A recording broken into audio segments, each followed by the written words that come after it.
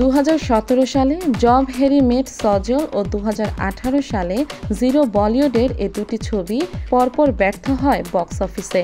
তারপর পর্দার আড়ালে চলে যান শাহরুখ, সরে দাঁড়ান অভিনয় থেকে। করোনাকালের পর মনে করলেন এবার তার পর্দায় ফেরা উচিত, কিন্তু অতীতের ব্যর্থতা যে বলিউড বাদশাকে তখনও তাড়া করে বেড়াচ্ছিল। এরপর এক গুরুর শরণাপন্ন হন আর এক তুড়িতেই পান সফলতা।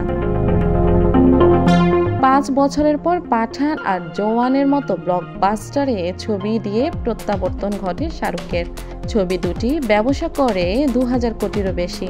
কিন্তু এই রূপান্তরে নেপথ্যে রয়েছে শাহরুখের এক বিশেষ হাত। ঘনিষ্ঠ এক গুরুকে দিয়ে নিজের সিনেমার ভাগ্য বদল করাতে চেয়েছিলেন শাহরুখ। সেই অনুযায়ী এগিয়ে যান, তবে হতাশ হয়ে ফেরেননি, দেখেছেন সফলতা। শাহরুখের এক ঘনিষ্ঠ বন্ধু রয়েছে যিনি বলিউডে সিনেমার কাজের পাশাপাশি কিছু টোটকা দিতেও জানেন। তার নাম আনন্দ পণ্ডিত। সম্প্রতি এক সাক্ষাৎকারে জানালেন, শাহরুখ নিজের জীবন পরিবর্তনে সন্ধিক্ষণে আমার সঙ্গে যোগাযোগ করেছিলেন। আমরা যখন ঘনিষ্ঠ হই তখন আমি ওকে শক্তিভিত্তিক এক বিশেষ ধরনের বাস্তুশাস্ত্রের বিষয়ে গাইড করতে শুরু করি। ওর বাড়িতে কিছু শক্তির পরিবর্তন এনেছিলাম এবং আমি খুশি যে সেটি ওর কাজে এসেছে। ও এতটাই বিনয়ী যে এই প্রসঙ্গে প্রকাশ্যে আমার কৃতজ্ঞতাও জানিয়েছে।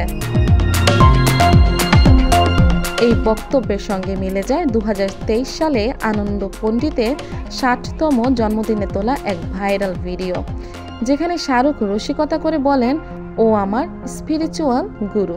যখন কোনো ছবি ফ্লপ করে তখন ওকে ফোন করি ঘরের বাস্তু ঠিক করাতে। ও একটা আয়না সরিয়ে দেয় আর পরের ছবিটা হিট হয়ে যায়। 2023 সালে শাহরুখের ডাঙ্কি ছবি মুক্তি পায়, যা যদিও মিশ্র প্রতিক্রিয়া পেল, কিন্তু বিশ্বজুড়ে 470 কোটি টাকার ব্যবসা করে। ফলে একের পর এক 3টি বক্স অফিস সফলতার পর ফের নিজের সিংহাসনে ফিরে পান বাদশা। এখন বলিউডের নজর তার পরবর্তী ছবি কিং এর দিকে। অ্যাকশন থ্রিলার ঘরানার এই ছবিতে শাহরুখের সঙ্গে প্রথমবার বড় পর্দায় দেখা যাবে তার কন্যা সুহানা খানকে।